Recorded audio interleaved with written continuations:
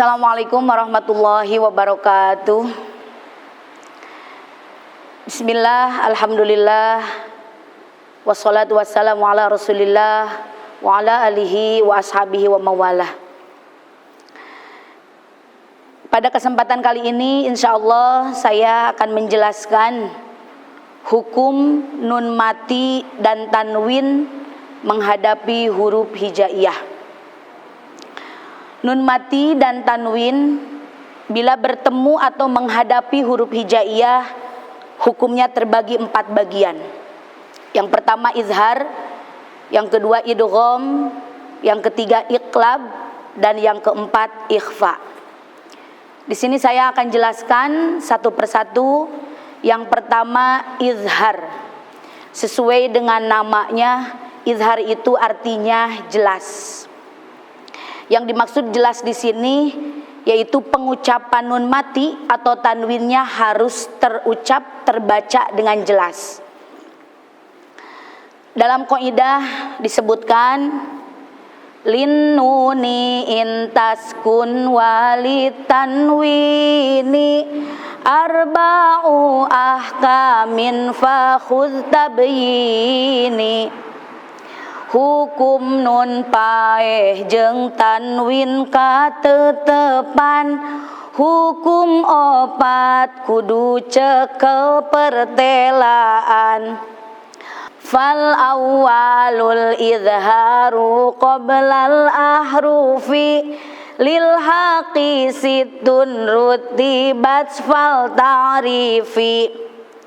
Kahijina kudu izhar masing terang dina huruf halak nu genepek bilang.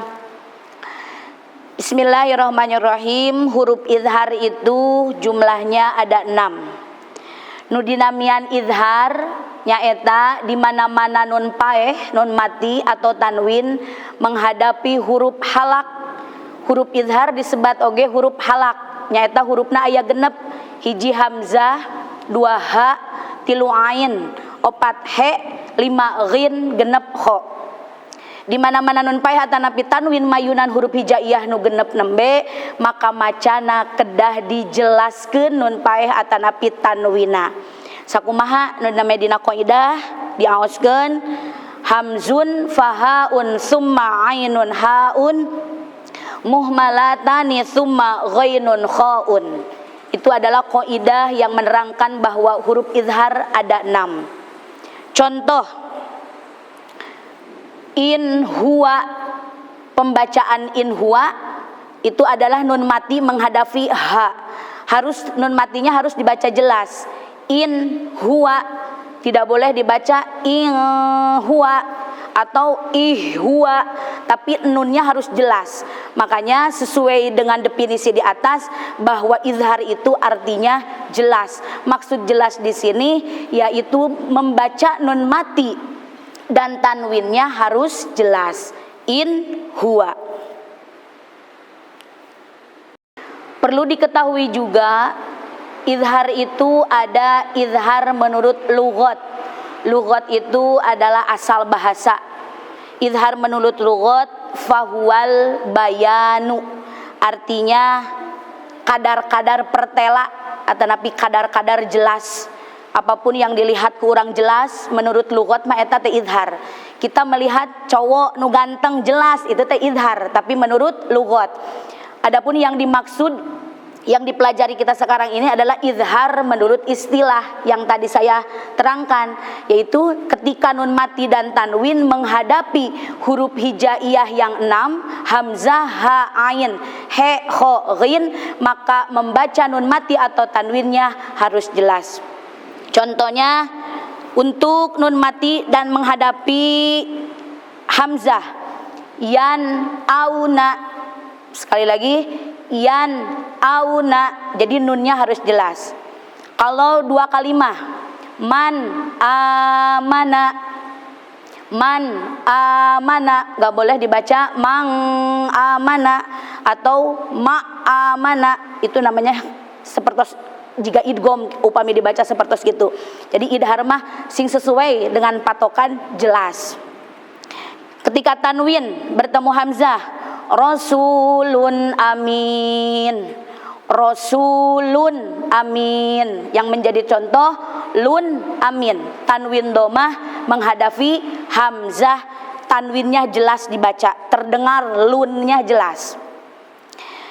Jurufin harin, itu sama, cuma itu tanwin kasroh, tidak boleh dibaca jurufin harin, tapi dibaca jurufin harin.